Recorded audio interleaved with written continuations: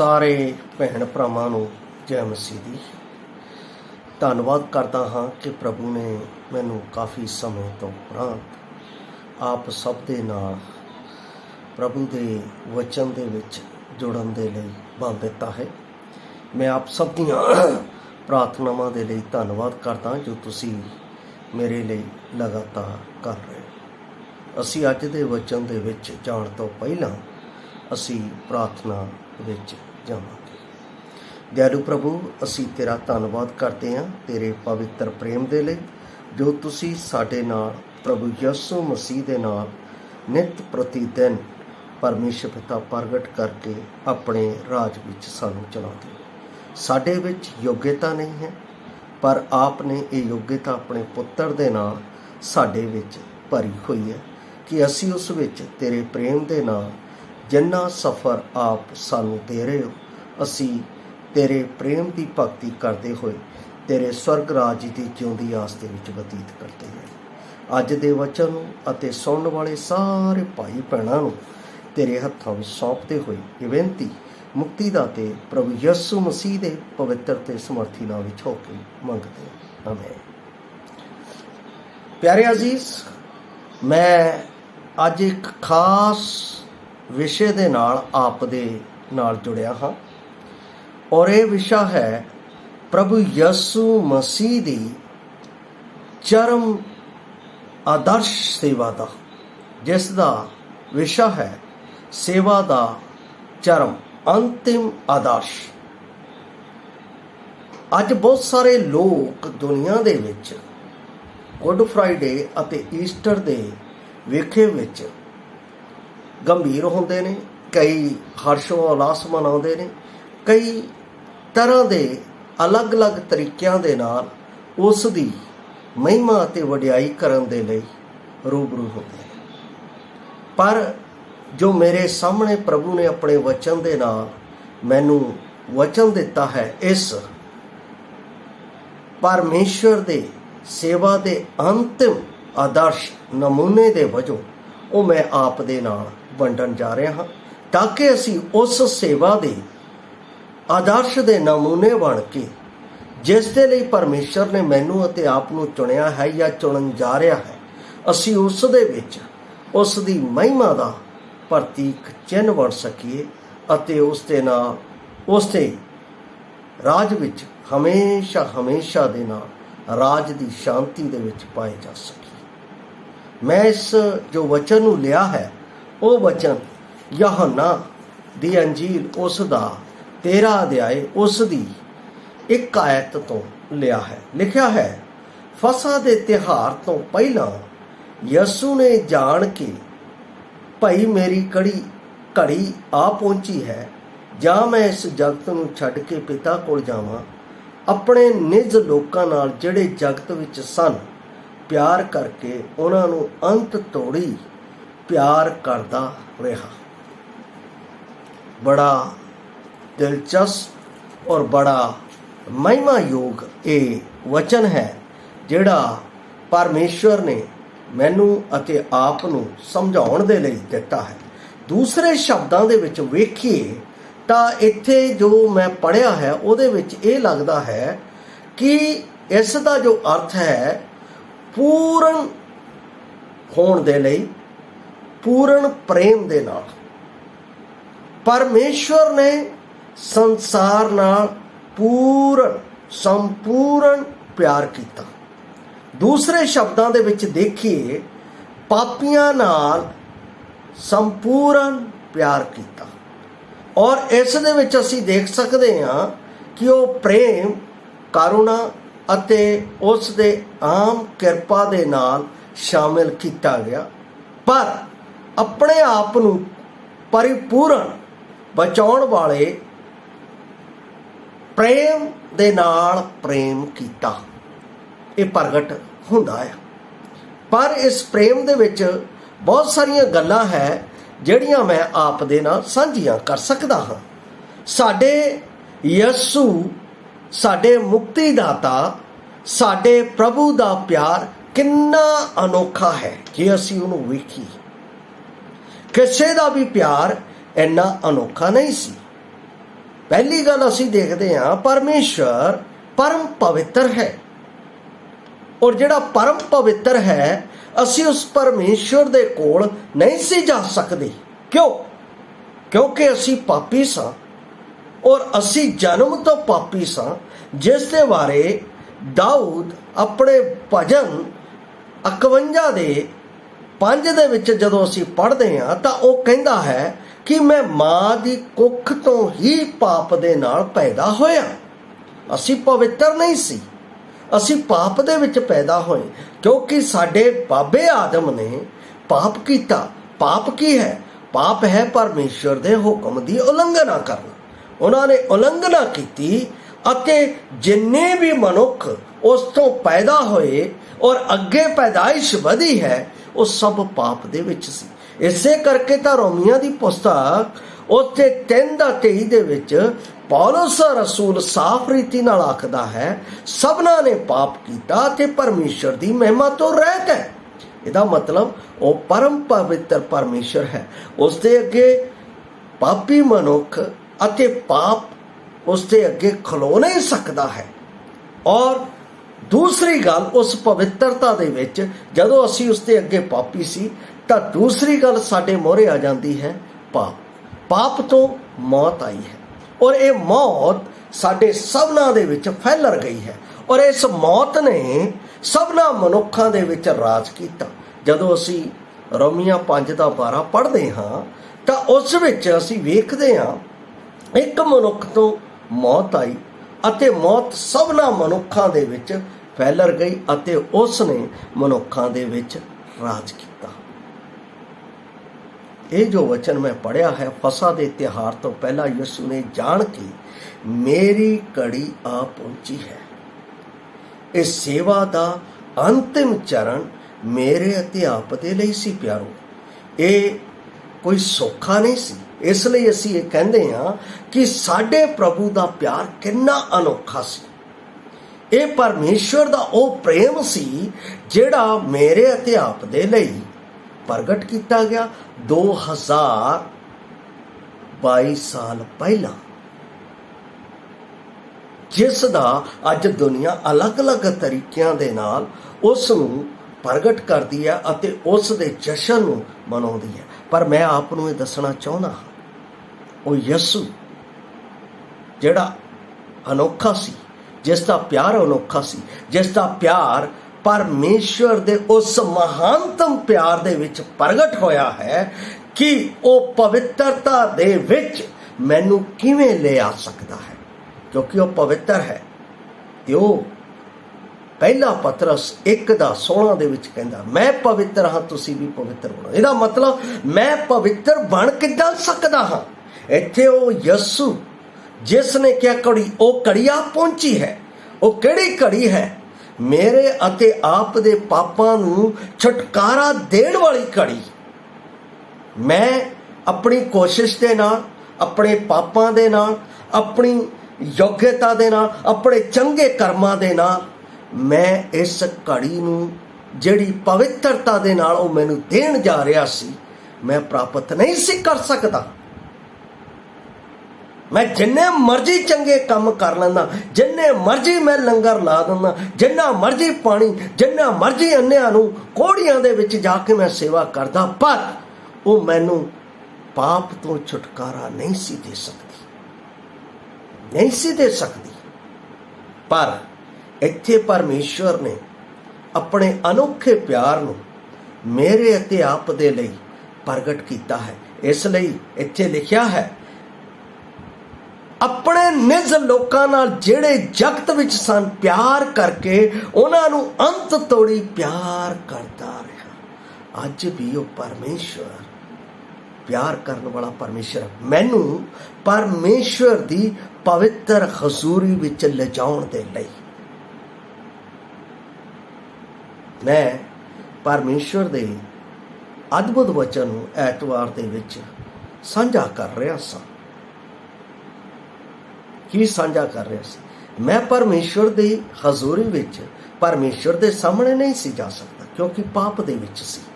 पर उसने उस पाप तो मुक्त करके मैनू उस पवित्रता दे उस राज विच लैके गया एक महान बलिदान दे रहा,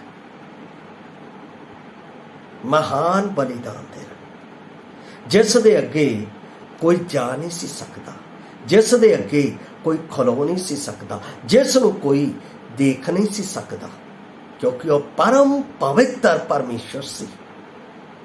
उसका राज परम पवित्र है, उसकी परम पवित्र प्रजा है। उस दे विच मेरा अते आप दा पवित्र होना जरूरी सी, जरूरी सी। पर उस पवित्रता दे लई वो मेरे अते आप दे लई अंतिम घड़ी दे विच आ। वो अंतिम घड़ी किहड़ी सी? दुख दी। वो अंतिम घड़ी किहड़ी सी? मेरे पापां दे निस्तारे दे लई एक एक तसीहे, एक एक दुख, एक एक ओ कष्ट जिहड़ा मेरे जीवन दे विच आउणा सी, उस दे जीवन दे विच मेरे पापां दा कर्ज चुकाउण दे लई सी। प्यारो, वो मेरे पापां दे लई कालवरी क्रूस ते उस सफर नूं उसने स्वीकार किया। कालवरी क्रूस दे उस सफर नूं जिहड़ा 3.5 घंटे कालवरी क्रूस दे उत्ते उसने गुजारे, वो आसान नहीं सी। मेरे प्यारो,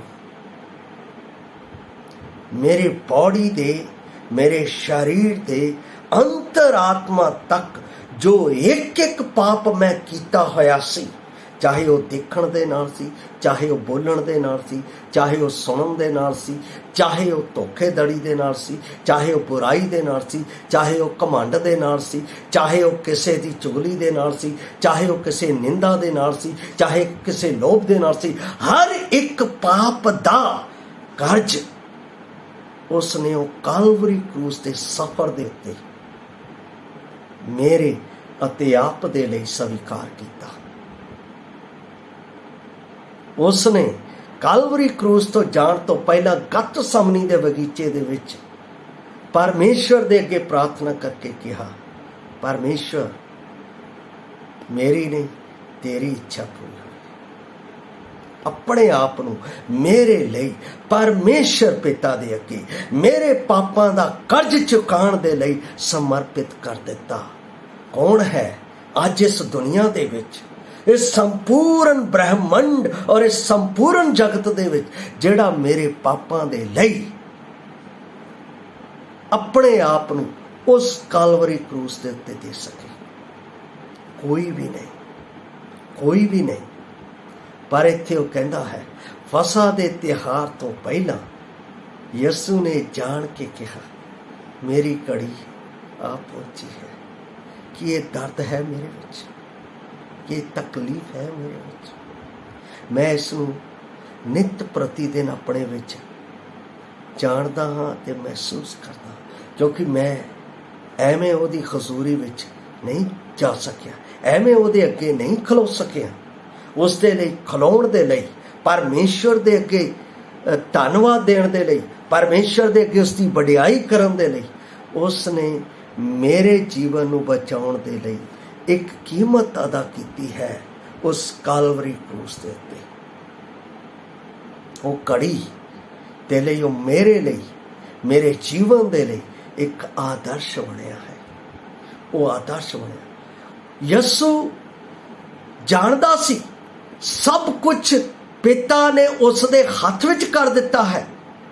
असी जदों 13:3 पढ़दे हां इसे यूहन्ना दे विच तां इह गल सानू पता लगदी है, क्योंकि इत्थे लिखिया है, तद यसू ने जान के भाई पिता ने सबो कुछ मेरे हथ विच सौंपिया है अते मैं परमेश्वर कोल आया हाँ अते परमेश्वर कोल जांदा। वो जानदा सी, सब कुछ जानदा सी।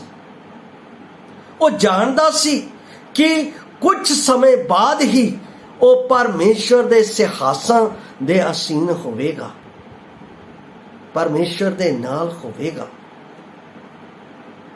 ये विचार नाल वो घमंड दी भावना विच भी भर सकदा सी, पर मेरे प्यारो इस तरह नहीं होया। उसने मैनू बचाउण दे लई अपना संपूर्ण जीवन संपूर्ण जीवन कालवरी क्रूस के उत्ते दिता ते उसने कहा पूरा होया। वो सेवा का आदर्श ते नमूना सी मेरे लिए कालवरी क्रूस के उत्ते एक एक तसीहे नूं चलिया चुपचाप, जिस दे विचे यशाया नबी ने 53 दे 2 ਅਤੇ 3 ਦੇ ਵਿੱਚ आखिया वो भेड़ की तरह चुपचाप रहा, जिस तरह वो कतरन के समय चुपचाप ਅਤੇ गूंगी रही। मेरे गुनाहां दे एक एक तसीहे नूं कालवरी क्रूस के उत्ते कर्ज की मानद चुका रहा सी कि मैं परमेश्वर का एक सच्चा आराधक बन के उसकी सच्ची भगती करके उसके सन्मुख आ सका, उसके नाम नूं उच्चा कर सका, उसके नाम की पवित्रता का जस उसके अगे उसकी महिमा दे नाल प्रगट कर सका।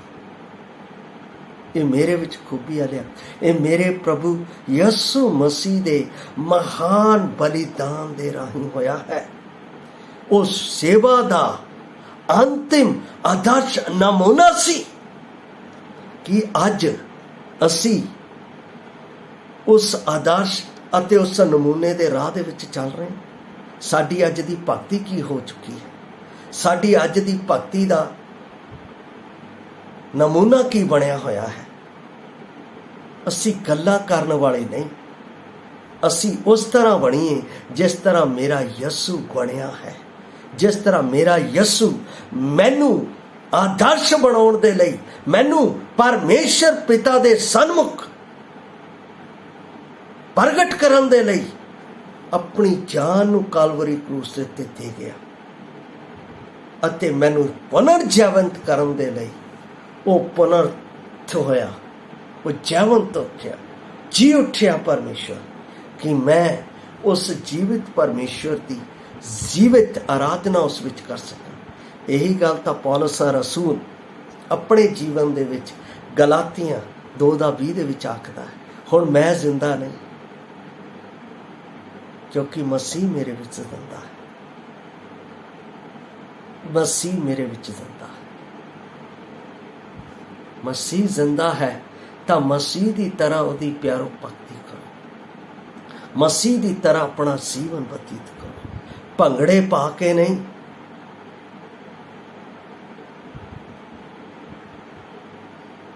दुनियादारी की तरह रंग रलियां मना के नहीं,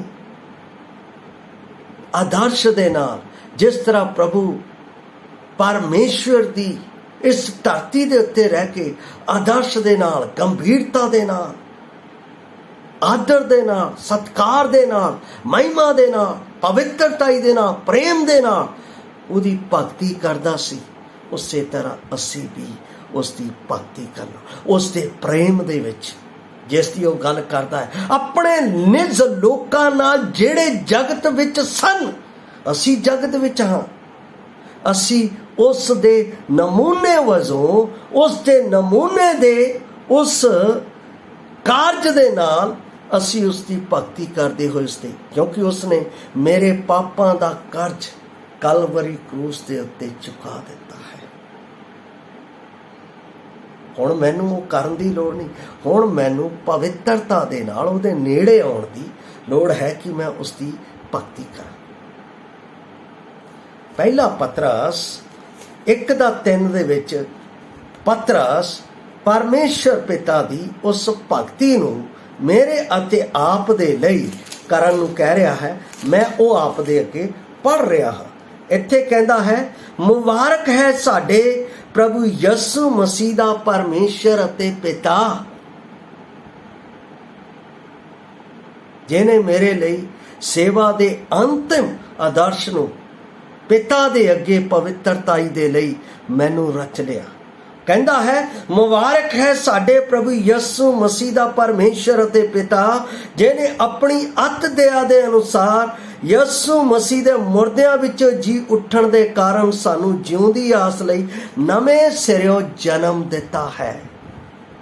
ये नवा जन्म उस दे उस बलिदान दे राही मेरे जीवन जांदा। जदों मैं ये मन लैंदा हाँ कि यसु मसीह ਮੇਰੇ ਪਾਪੀ ਦੇ ਲਈ ਮਾਰਿਆ ਗਿਆ, ਦਫਨ ਕੀਤਾ ਗਿਆ ਅਤੇ ਤੀਸਰੇ ਦਿਹਾੜੇ ਜੀ ਉੱਠਿਆ। ਹੁਣ ਉਹ ਮੇਰਾ ਪ੍ਰਭੂ ਹੈ। ਹੁਣ ਮੇਰਾ ਜੀਵਨ ਮੇਰਾ ਨਹੀਂ, ਉਸ ਦਾ ਹੈ। ਤਦ ਮੇਰੇ ਅੰਦਰ ਉਸ ਦਾ ਪਵਿੱਤਰਤਾ ਦੇ ਨਾਲ ਇੱਕ ਜਨਮ ਹੁੰਦਾ ਹੈ ਯਿਸੂ ਮਸੀਹ ਦੇ ਵਿੱਚ, ਜੋ ਸੰਸਾਰ ਦਾ ਨਹੀਂ, ਸੰਸਾਰ ਦੀਆਂ ਗੱਲਾਂ ਦਾ ਨਹੀਂ, ਸੰਸਾਰ ਦੇ ਕੰਮਾਂ ਦਾ ਨਹੀਂ, ਸਵਰਗ ਦੇ ਕਾਰਜਾਂ ਦਾ ਹੈ। ਉਸ ਦੀ ਭਗਤੀ ਦਾ, ਉਸ ਦੀ ਮਹਿਮਾ ਦਾ, ਉਸ ਦੀ ਵਡਿਆਈ ਦਾ, ਉਸ ਦੀ ਉਸਤਤ ਦਾ ਹੈ। ਜਦੋਂ ਮੇਰੇ ਭਾਈ ਅਤੇ ਭੈਣ ਅਸੀਂ ਉਸ ਪ੍ਰੇਮ ਦੇ ਆਦਰਸ਼ ਦੇ ਇਸ ਕਾਰਜਾਂ ਵਿੱਚ ਲੱਗ ਜਾਂਦੇ ਹਾਂ, ਤਦ ਉਹ ਮੈਨੂੰ ਆਪਣੇ ਰਾਜ ਵਿੱਚ ਸਵੀਕਾਰ ਕਰਦਾ ਹੈ ਅਤੇ ਉਹ ਫਿਰ ਕਹਿੰਦਾ ਹੈ, ਤੂੰ ਮੇਰਾ ਪਿਆਰਾ ਪੁੱਤਰ ਹੈ। ਇਸੇ ਕਰਕੇ ਉਹ ਕਹਿੰਦਾ ਹੈ, ਜਿਨ੍ਹਾਂ ਨੇ ਉਸ ਨਾਮ ਨੂੰ ਸਵੀਕਾਰ ਕਰ ਲਿਆ, ਉਸ ਨੇ ਉਹਨਾਂ ਨੂੰ ਪਰਮੇਸ਼ਵਰ ਦੀ ਸੰਤਾਨ ਹੋਣ ਦਾ ਹੱਕ ਦਿੱਤਾ। ਉਹ ਜਾਣਦਾ ਸੀ ਕਿ ਉਹ ਪਰਮੇਸ਼ਵਰ ਤੋਂ ਆਇਆ ਅਤੇ ਪਰਮੇਸ਼ਵਰ ਕੋਲ ਜਾ ਰਿਹਾ।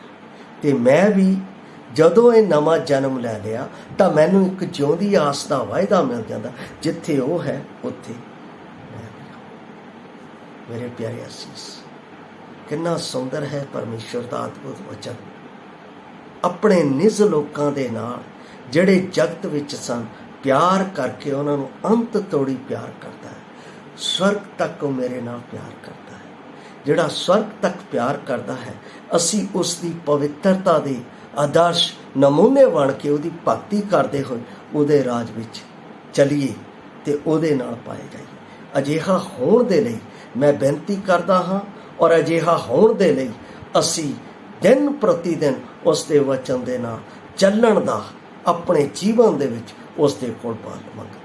ਪਰਮੇਸ਼ਵਰ ਆਪ ਦੇ ਵਿੱਚ ਅਤੇ ਮੇਰੇ ਵਿੱਚ ਅਜਿਹਾ ਹੋਣ ਦੇ ਲਈ ਮਦਦ ਕਰੇ। ਪ੍ਰਭੂ ਆਪ ਨੂੰ ਇਸ ਵਚਨ ਦੇ ਨਾਲ ਆਸ਼ੀਸ਼ ਦੇਵੇ।